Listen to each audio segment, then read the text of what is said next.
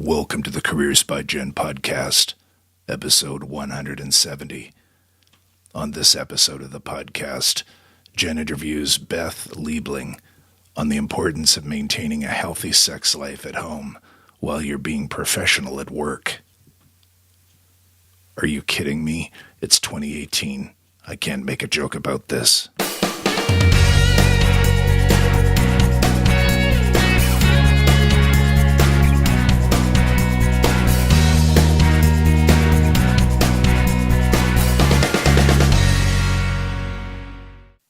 Are you working so hard all day long and half the evening on your professional life that there is no time left for romance and intimacy in the evening?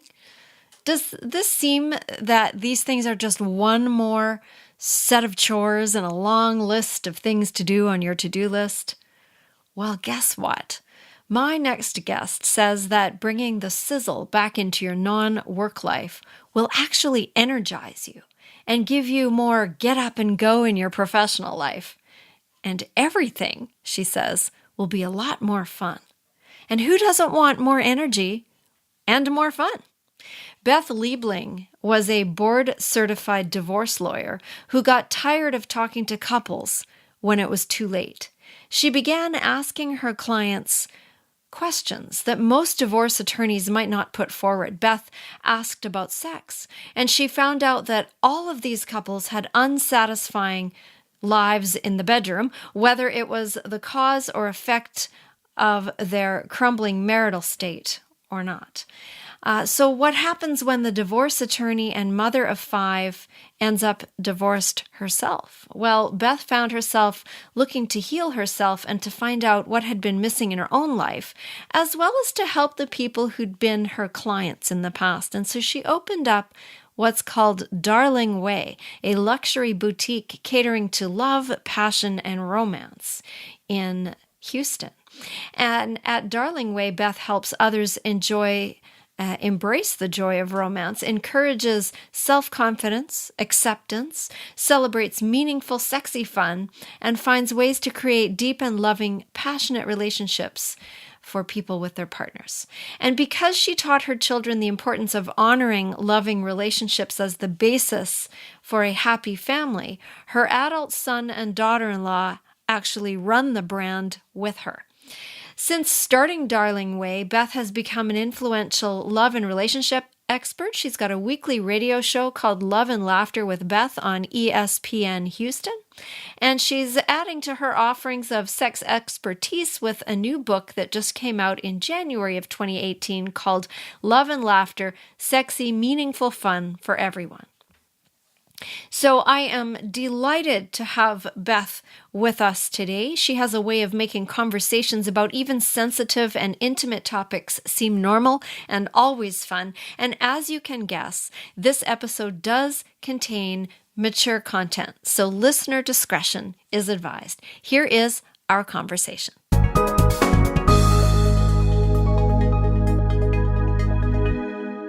So welcome, Beth Liebling, to Careers by Jen. I'm glad that you're here today. Thank you so much for having me. I'm very excited. It's very fun to have this conversation. Before we jump into our topic today, professional at work and sizzling at home, let's hear a little bit about your story. What brought you to do all the things that you do right now? And you do quite a few things. I do. I used to be a board certified divorce lawyer. So I knew a lot about being professional at work, but despite the fact that I had 5 kids at home, I did not know much about how to be that sizzling at home. 5 kids. Oh my goodness. 5 kids. Exactly. So much fun. But I got I got a divorce after 22 years of marriage. During that time, I said that we had boring married sex. And that is just such a pity. I love sex. I always have, but there was no place to go to make it uplifting, to make you feel good about wanting this romantic and sexy connection with somebody and to have joyful fun in your bedroom. So, and when I got divorced, I was feeling very unattractive. I was feeling very scared. I had no idea how to date. I got married at 21, got divorced at 44. And the idea of Darling Way came to me then because it's the shop that I wanted to go to talk about these different things, and it didn't exist. So I've now created it. My shop Tell is us called about the Darling. shop. Tell us about it a bit. Well, so Darling Way I say it's an elegantly romantic, playfully sexy boutique. And our focus is on helping people find their comfort with their romantic and sensual souls, and then loving yourself. And then once we love ourselves, if we choose to love others, then we help them do that too. But whether you're solo or partnered, I think there is the spice of life, which is that sort of sexy, flirty, romantic spirit that we have. And that when it's knocked out, we are not our best selves. When it is ignited, it is contagious, whether we have a partner or not. It is the glow that draws people to us. It lights up our faces. It keeps us younger looking. It keeps its vibrancy. And as you and I are going to talk about, I believe it carries over into our professional life and makes us ultimately way more successful than if we have extinguished that flame. So how did you first come to this idea of starting a shop? I mean, that's a huge endeavor, and that's completely different than what you were doing before. So when was that let's go moment when you decided to jump and do that? Oh, to be fair, I thought of it, and it took 4 years before I actually jumped to do it. During that time, I challenged myself in every way, and I kept saying, it's a brilliant idea. I know we need it. I know the world needs it, but it's not my natural skill set. I'm a really good lawyer. I love to talk. I love to connect with people, hanging things up, keeping things nice, neat, making things look good. That's not my strong suit. So it really was relatively insane. I looked for a partner. I couldn't find a partner to do it with. And finally, after 4 years of this just nagging and nagging and nagging at me, I said, I just have to do this. This is my mission. And even if the shop isn't perfection, as I said to you, I'm trying to embrace myself professionally, personally, romantically, perfectly imperfect. And that's what it is. And so we welcome people of all ages, of all genders. It's amazing. I have young people. I have virgins. I have 80-year-old couples that come in. But it's just a place where really we just laugh and celebrate love and romance and the idea of sexy fun. And it makes me feel so good. It's a cute little cottage in a residential area. It's the most amazing place. And people just walk in and go, God, I had no idea. You're right. You just didn't know that you could talk about sexy, fun things and still smile like a kid and be joyful and fun and interesting and use your brains as well as, Anyway. And I'm sure the listener can hear it, but I can see it because we have video on when we're recording this. And I can see that you just light up when you talk about this. I do. Right. It's the craziest. I've had 5 kids and been to law school, right? I've done a lot of crazy things in my life. This is really, it's the hardest and the craziest and the most fulfilling. And I make a difference to people, and it's just, it's pretty beautiful. I was a divorce lawyer who didn't like to fight. I wanted to help people though. And I actually believe in family values. I believe in love and romance. I'm a hopeful romantic and an idealist. And this way I get to do it right before they've reached problem level. I say, let's start from a positive and keep it positive and keep it growing. And it's just beautiful. And, anyway, so this is my passion, and that's why then it extended. So then I started talking on the radio because talking is what I'm good at and love to do. I talk about mating, dating, sex, and relationships, and I'm on ESPN Houston, right? 80% of my audience on my show is male during the week. And then I have my own show on Saturday nights, Love and Laughter with Beth, and it's about 65% men. But I love being able to connect with them first. And then because when a guy tells a female friend that he's listening to some woman talk about sex on the radio, she's in, right? a woman says to a guy, I'm listening to Oprah or somebody on Oprah talking about sex. And the guy's like, oh, whatever. So it's really wonderful and fun. And we do all sorts of workshops and events and conversations and at the shop, because it's not about a particular product or anything. It's what we do with it. It's how we live our lives. And that's really my mission, is to live life with so much love. So if a person is focusing on their career, if they're a professional at work, if they're busy, there's a lot of stress, there's a lot going on, how do you keep that sizzle going at home when you come home and everybody's exhausted and there's still a dishwasher to empty and load again and all that? I know, right? The real life. So I think, first of all, is that we have a tendency to not recognize the power and the significance of sexy romantic fun. Again, whether you're solo or partnered, right? And I don't know if you've read the book Napoleon Hill's Think and Grow Rich. I've heard of it. I've never read it. Okay. So I think it was written about in the 1920s, and he interviewed the millionaires or billionaires of the day. And one of the things he found in common, the common theme for them, was that they all were having a happy, sexy, fulfilling sexual relationship within a context of generally a marriage. And his theory was that there's a thing called sexual transmutation, that when we're indulging that sexual passion and energy, it creates more sexual passion and energy. And rather than waste it, if we then take that energy and fuel it towards whatever our project is, i.e. our professional life, then if we can, as long as we can focus during the day, that gives us greater power. He found that even a bricklayer who was having good sex laid twice as many bricks in a day as a bricklayer who wasn't having sex. Really? Really? Yes, right? Isn't it crazy? And it kind of makes sense. So he says that if you transfer that energy into professional avenues, that it adds immeasurably to one's power of achievement. And that's what it takes to become a genius, to have that energy, that fuel of life, and yet to be able to control it. So you're still getting some at home, right? And so I'm not talking about somebody who's just going out all over the place and is crazy searching for sex. That's more like, say, a Bill Clinton or something, where you end up that passion for physical connection actually brings you down rather than fuels you and keeps you going. So if we can accept that it's a really important thing, then that's the first step. The problem, particularly for women, I think, is that we have been taught that to become professionally successful, we actually have to dampen our romantic, feminine energy, whatever that is. When I was a lawyer, I buttoned up more, you wore less makeup, your heels couldn't be too high, your skirt couldn't be too short, your cleavage couldn't show, all of these crazy things. So we end up pursuing this more androgynous feel. And that is basically refuting our natural sexual, powerful energy. And I think that hinders us. So the fine line then is to recognize that we all have whatever this sexual energy is. And when I say feminine energy, I don't mean anything weak by it. I actually don't even mean sort of traditionally girly. I don't know that everybody wants to wear a really pretty pink tutu skirt, but if they do, that's fine. If your feminine energy is a more masculine kind of approach to, that's okay. But be in touch with whatever that is that stems from who you are.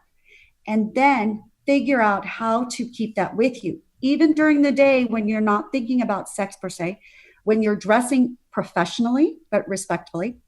So one thing I do, for example, have a power bra, and it's just a beautiful black bra. It feels good. It's not even really lacy or dainty, but it has this metal triangle in the middle. And to me, it's like my little superwoman thing. When I put that on, nobody else has to see it. I feel it. I feel pretty. I feel powerful. I feel strong. I feel sexy. And it carries with me during the day. I wear it into meetings. I wear it if I'm nervous about a show. It just has that kind of difference, right? If you put on an old, yucky, beat up bra and underwear, I'm sorry, you kind of start feeling like that. Even when you put something nice on the outside. Yeah, but right, not for anybody else to see, but put on something that you feel really good in, and that feels good against your skin too, and that you think makes you look flattering. So you actually want to look at yourself in the mirror. You want to make eye contact. You're proud. You are walking taller. Your physical demeanor is different when you feel good and powerful and whole, as opposed to hiding, right? When I feel fat, right, I've gained whatever, I tend to wear bigger, blousier things. I'm trying to hide myself. It's terrible. And I know even as I'm doing it, that I'm not looking as good because I literally am trying to hide. It's not my best self. And it takes a lot of guts to say, hey, this is what I am, 5 pounds, 10 pounds, 20 pounds. I don't care, but this is me and I'm not hiding, right? If I want to do something about it, I'll do something about it, but this is who I am and I'm going to be proud of it no matter what. So it's more about the energy and and how you're feeling about yourself inside, and yes. and how you present that energy at work in your professional life. So what do you say to people who are really tired, and again who get home, and how do you even get the energy up to get more energy, shall we say? That's the hard part, right? And so generally I'm talking then to women who are in some sort of long-term relationship, right? And I ask them to try to remember back when you were in the dating phase. So remember, you'd have this long ass week and you couldn't wait for Friday night or Saturday night. You would be excited to take some time to get yourself dressed. For me, I would remember to shave my legs, I put on a pair of shoes.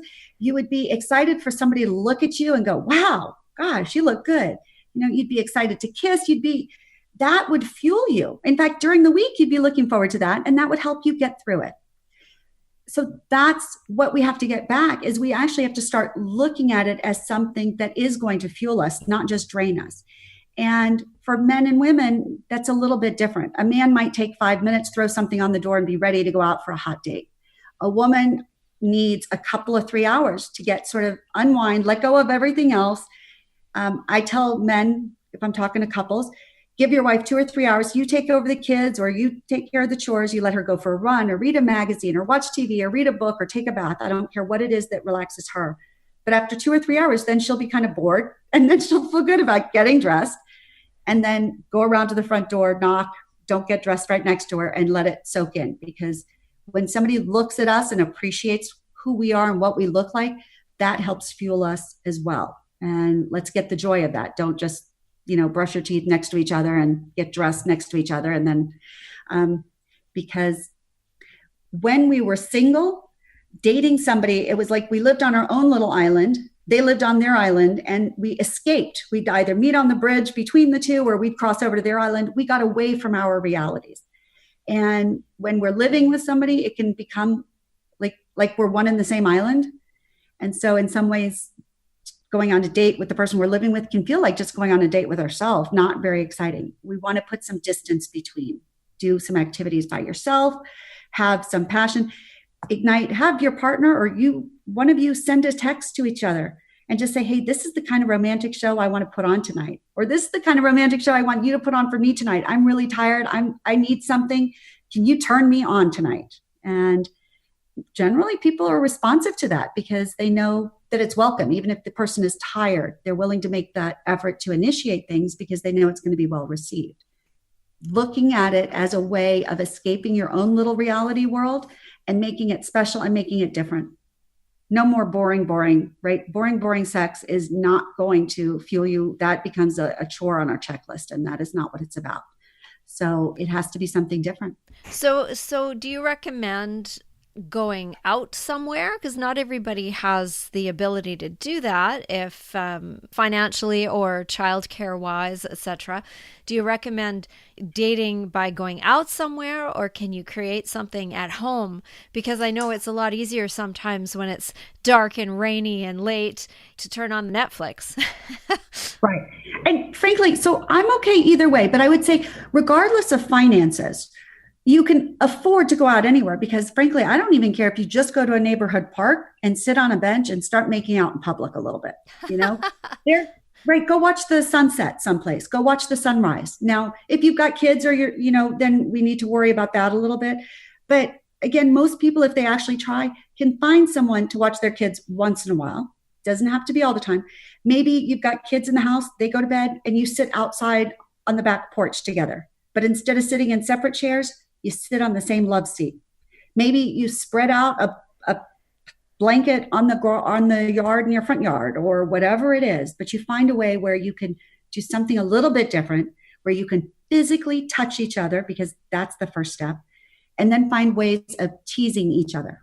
It's the T's that gets lost. And so however you do it, but vary it. If every night you just go out and sit in the same position on the same bench in the backyard, you're going to get bored of that. So shifting it up, but that's where whatever your finances are, you can find ways of being creative. I don't care if you buy a can of whipped cream at the store and you do Netflix and, you say, hey, you get to pick the movie. You pick whatever we're going to watch, because I'm not going to be watching that so much. You're going to be here mostly naked and I'm going to be putting whipped cream or teasing you with a feather. I don't care what it is, right? Let's give some meaning. Let's have some fun. Don't take it so seriously. And also alleviate guilt and responsibility from it, which also can mean alleviate the responsibility. It doesn't have to be that everybody climaxes, right? That's not the only part. There's sexy fun. I use that term for a reason, because that's the more important part. And like I said, if it's just making out together and then saying, okay, gosh, this has been wonderful, we're going to go to bed and just snuggle up together and fall asleep in each other's arms. And that's beautiful. And that can do a lot. Maybe then when you wake up in the morning, you go, oh my gosh, I was so tired last night, but now I really want to get busy because we just snuggled all night. And it was so wonderful. And I want more of you before I go to work, right? That can do it. Go to work with a smile. That intimacy bit. Yeah. There's three kinds of intimacy, right? There's physical intimacy, there's emotional intimacy, and then there's a sexual romantic intimacy. Recognizing all of those and recognizing the value of all of them is important. The ideal is to get all three at once. But I say, a gynecologist can have physical intimacy with us without having any emotional or sexual, we can have physical intimacy. We can have sex with people and have it be not at all emotionally intimate. And the same thing with sexy intimacy. You can have sexy intimacy with somebody and have that physical and sexy and still not have emotional, or you could have emotional and sexy intimacy long distance versus Skype and not have any physical actual connection. And you can do that too. So there are all different ways. And if we just recognize that we need all of them, and frankly, men want them too, even though they wrap it all up and just say sex, but what they want is actually those three too. I was working, when I worked in the hospital, there was a particular nurse and she was in her mid-50s, and she wasn't, she dressed in her scrubs. She didn't dress fancy or anything. She looked like everybody else in her dress and that, but she had this, I don't know what, this energy about her, and she wasn't, what classically beautiful or anything, but she had this amazing energy. And, people were drawn to her, and it was fascinating. Right. Think of it just like a little spark, a tiny little flame.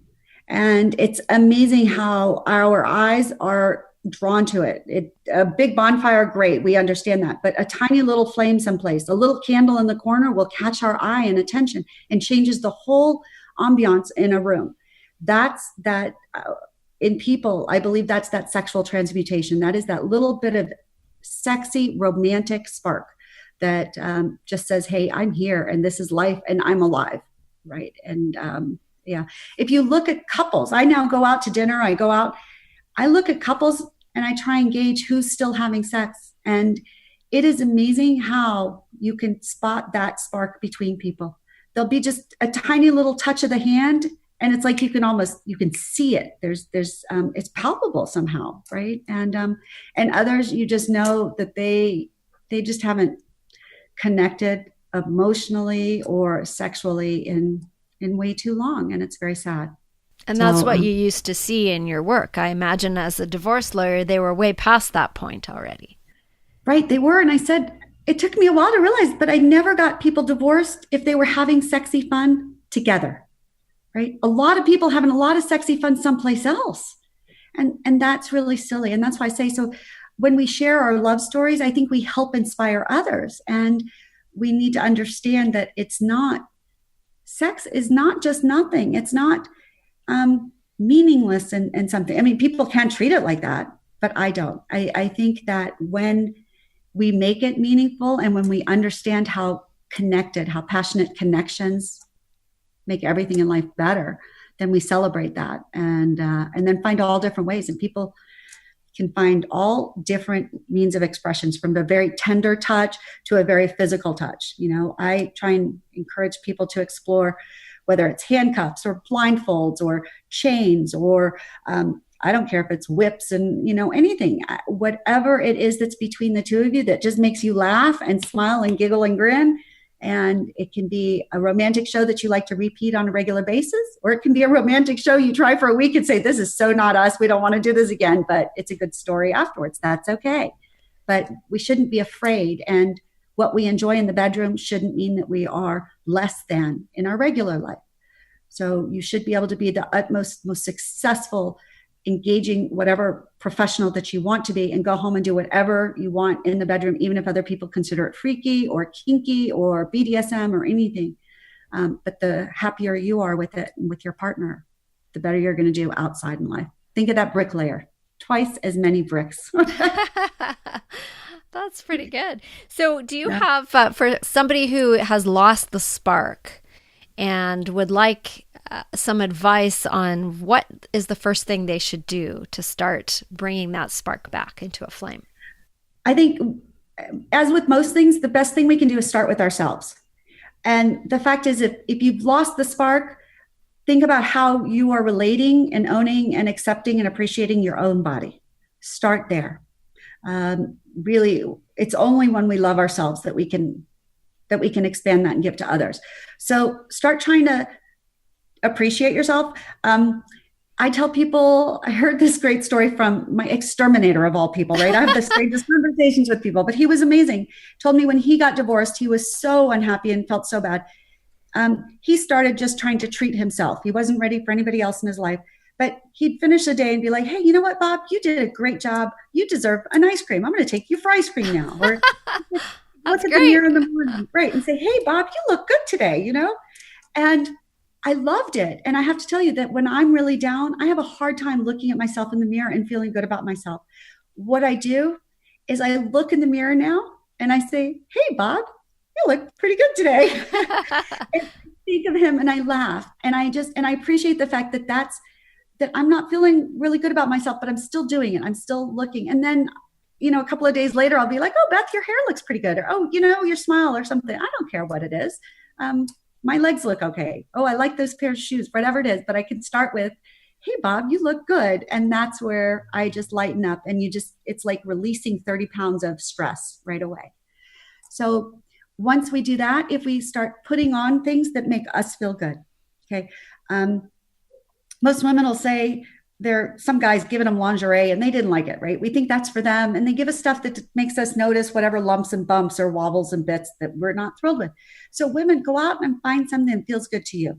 And for me, it's the texture of things. If it's really rough against your skin, maybe you like that, but maybe you don't. Maybe there's a silky little camisole that you put under whatever your normal business wear is. Even if it's scrubs, right? You can put something really cute under a pair of scrubs. But indulge yourself and your body that way. Then perhaps come home, take a nice bath if you like. Take some really nice oil and rub yourself, touch yourself. Eat a really decadent piece of chocolate with a gooey center. Put it in your mouth, close your eyes, and just feel how sexy and sensuous it is to put that in your mouth and let it melt and drip, and how you just want to lick your lips and just talking about it, I've got goosebumps, right? And let your body just feel it and think, oh God, this is so cool. Stroke yourself, massage yourself, masturbate. I know that sounds, weird to a lot of women. Have been taught that they should never do that. And especially if they have a partner, they shouldn't do that. But women, if we are not orgasming and everything regularly, we actually turn the switch. And so our bodies have flipped that light switch off.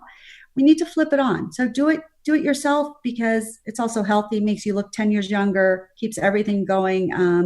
The benefits are amazing. Keeps you living longer, makes your relationships improve.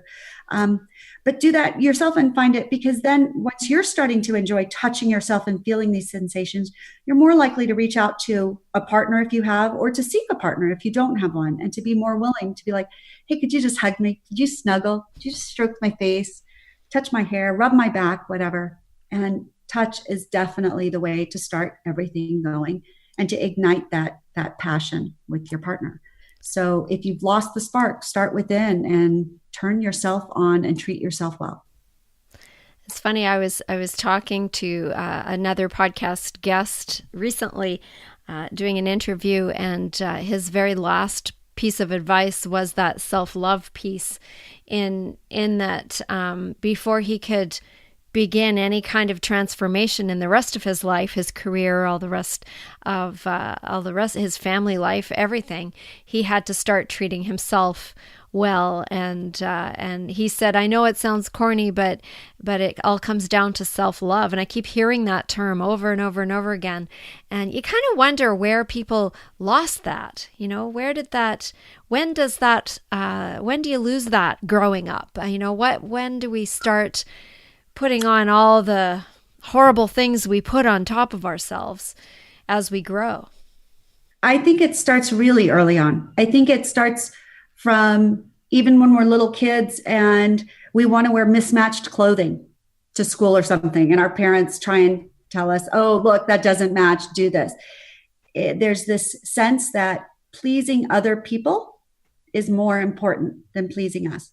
It can start even before we have recollection, but if you talk to almost any parent of young children, they'll tell you, if they're honest, about times they've caught their children sort of self-pleasuring physically themselves, and they instantly, almost instinctually, like, oh, stop, don't do that, etc. The parents are so uncomfortable with it, and that comes across to a child, and there becomes this sense of shame that if it feels good to us, that there must be something shameful with it. Whether it's a child who's sucking their thumb too much, or stroking their own cheek while they're sucking the thumb, or somebody who's just massaging themselves. It's crazy, but that's where it then starts, this idea that we need to think before we feel, instead of just being able to feel and appreciate. That there's, that thinking part is the judgment part. And so it's very interesting, and it's hard. I certainly have made my mistakes with my own children. And so I don't come from this as a place of judgmental or anything. I just look back now and I see different things. And I realize that with my granddaughter and stuff now, I try to encourage her to indulge in, I say romance for her is a bubble bath and a book and a glass of lemonade and no time limit. I tell her, just enjoy that, right? Turn the lights down low if you want to, and just sit there and soak as long as you want to, and just be, your body is so beautiful. Enjoy it. Be so happy. Look at yourself in the mirror and admire yourself. Tell yourself every day how good you are. Find things you like about yourself. And know that if you're happy, everybody else around you is going to be happier, even if your outfit looks different or something, or, I don't care what. So, but that's it, because it runs over to, we worry about what we smell like. We worry that our breath is bad. We worry that, our everything too big, too small, the way we walk, it's just crazy. So there has to be that self-acceptance and stuff. So, and society has put a lot of that on us, men and women, of how we should look and what we should wear and what is acceptable and what isn't acceptable. And going back to your comment at the beginning about, how you dressed in the workplace as a lawyer, I'm watching shows like Suits, where all the lawyers are dressed in these amazing dresses. And I know it's TV, but it's interesting that's not what we see now on television. But you were dressing that way when you were working in a professional setting. Right. And I think more people do. And again, the more successful that they become, particularly in areas that are more predominantly male, the more women try to fit in. And Sheryl Sandberg's book, Lean In, touched on some of the differences, right? Women and men, we negotiate differently. If a woman tries to use a sort of an approach generally more associated with men and stuff, she's shut down more often and stuff, right? So if our natural sense, if our natural way of relating to people is different, and we are not, in fact, using our natural skills, we're doing ourselves a disservice. Just like Michael Phelps, right? He's just naturally born. He's got long arms, he's got long fingers and everything. What if we told him he had to keep one arm bent or something stupid, right? It just a tiny little difference, and he would not be the genius and the professional success that he is. that's what we're doing when, as women, we are not allowing our whole selves to come through, we're not accepting ourselves, etc. And men, I would tell men right now are in a very difficult position professionally, because if they notice a woman at work who happens to really look good one day, right? Not in any sort of inappropriate, sexy way or anything, but she just looks really good. They're stuck between a rock and a hard spot, whether or not they can comment on it or not. Right. And I would tell them that the only way that it's okay is that if you also then comment on men around you. And then that's okay, because you just say, hey, you look really great today. You look like you can go out and conquer the world. And that's a really nice thing for anybody to hear of any gender. So that's the way we need to think of it. But we need to encourage men to realize that a sexy, powerful, smart woman can exist. That typically the idea is that if a woman has a sexual vibe, we put her in a certain category and we pigeonhole her. We all, men and women alike, have to accept the fact that sexy, powerful, smart women should be there. And I think George Clooney, right? Can you imagine?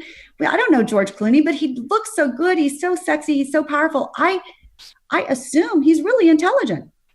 And it's crazy, because if you see this really successful, I say, Dolly Parton, right? She was she was a beautiful, sexy woman, and nobody ever thought she had brains. And that woman's got brains just pouring out of her all over the place. Absolutely, yeah. And so we do the opposite. Women, if we see sexy, we put them in a category. Men, if we see sexy, we give them better. We imbue them with more positive qualities than they may or may not have. So, well, let's hope that's shifting, hey? I hope so. And again, to realize it, and for women, because we do it to our others also. And some women say, oh, that person in the office wears too much makeup, or her heels are too high. I say, that's not fair. Don't do that. That we just cannot and should not judge other women harshly like that. So what's a last piece of advice that you've got for us, Beth? That being honest with ourselves about who we are, all of our strengths, all of our weaknesses, all of our wants, and all of our desires, when we own all of those things and we figure out how to get them in healthy and happy ways, we're actually going to improve not only our personal lives, but our professional successes are going to be significantly improved from that. And so sex and sexy matters. Excellent. Where can people find out more about you? Probably the easiest way is darlingway.com. That's my shop, and it's Way, W-A-Y. So darlingway.com.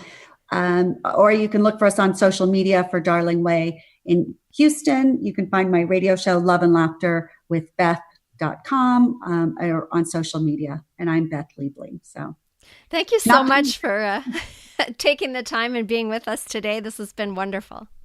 Thank you so much for having me. It's a pleasure. Well, wasn't that fun? All of Beth's info is on the show notes page for the episode over at careersbyjen.com. And if you happen to be anywhere near Houston Heights, stop by, check out her shop, and send me a picture of you standing in front of it. I would post pictures of listeners on our Instagram page if I get them. So if you are in Houston and you are able to find her shop, go in and say hi and all of that. Tell her you heard her on Careers by Jen. But do send me a picture of you and the outside of the shop, and that would be a lot of fun. On a different but related topic, if you want help with a plan to get your job search started, we have a free 5-day Jumpstart Your Job Search Challenge happening at careersbyjen.com. In the top right-hand side of the website, you'll see a picture of me pointing up at some words. You just click on that picture and put in your email address, and for the next 5 days, you'll get an email that will ask you to complete one task each day for the next 5 days. One task toward a really good job search start. One task each day in your inbox, absolutely free. Just think, in 5 days, less than a week, you could be well on your way to a job transition or an exciting new adventure. So check that out if you are in the position of wanting to make a change, or you already are in the process of wanting to look for a new job. That's all for today, folks. Until next time, this is Jen Swanson saying, you heard Beth. Go get your sizzle on.